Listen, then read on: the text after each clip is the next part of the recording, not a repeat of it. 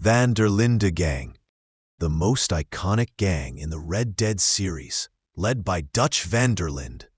Members include Arthur Morgan, John Marston, Javier Escuella, Bill Williamson, and Sadie Adler. They started as a tight-knit family with a dream of freedom and living outside the law.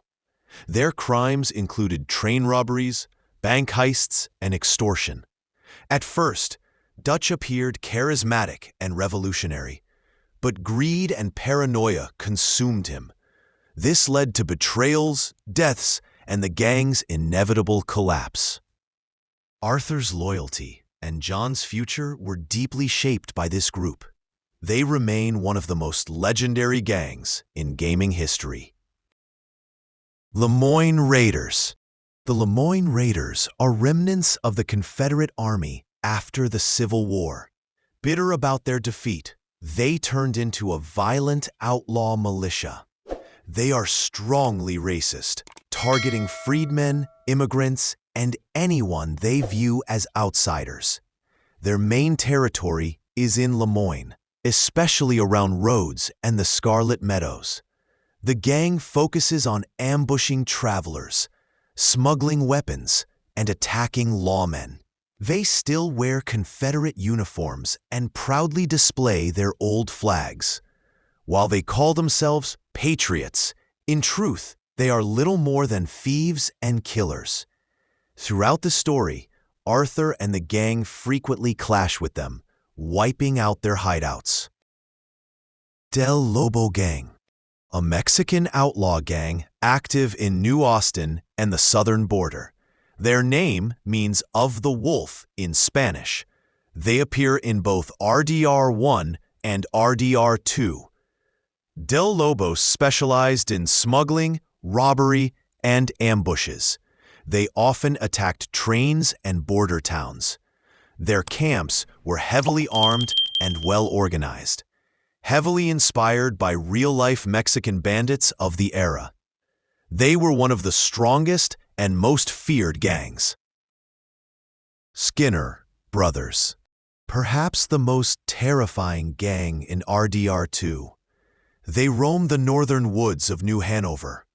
The Skinners murder travelers, mutilate bodies, and hang victims as warnings. Their camps are filled with horrifying scenes of torture and death.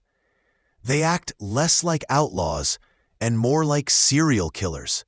Running into them creates some of the game's creepiest encounters.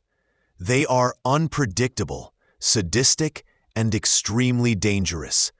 Players must eventually hunt them down to restore order. Murfree Brood, one of the most disturbing groups in the game. They live deep in the swamps and forests of Lemoyne. Unlike other gangs, they act more like savages or cannibals. They kidnap, torture, and possibly eat their victims. Their appearance is filthy, twisted, and terrifying. The Murfrees bring raw horror to the otherwise Western setting. Arthur and John encounter them during missions in Lemoyne. They represent the darkest side of human nature. O'Driscoll Boys, ruthless rivals of Dutch's gang, led by Colm O'Driscoll. Dutch and Colm had a long, bloody feud that fueled endless violence. They operated mostly in forests and mountains, ambushing travelers and enemies. The O'Driscolls were known for brutality and having no code of honor. They constantly clashed with Dutch's gang, creating some of the game's biggest battles. Their camps were spread across the map and heavily guarded. Arthur and the gang took down most of them over time. In the end, Colm himself met a grim fate.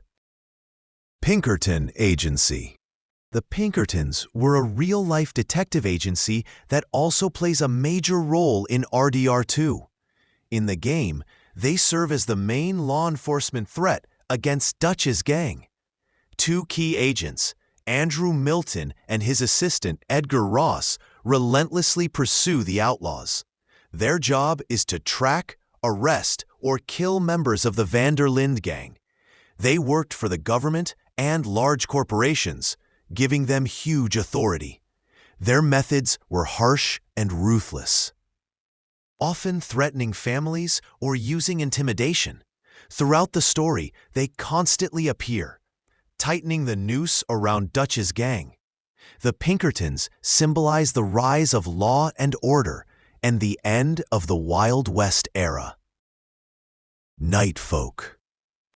More myth than men, these swamp-dwelling killers haunt Lemoyne. They appear pale, silent, and ghost-like. Often attacking in groups, they strike suddenly and vanish. Their camps reveal gruesome murders and ritualistic killings.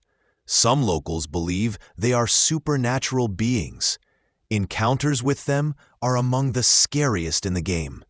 They blur the line between horror and Western. They embody Southern folklore within the game's world.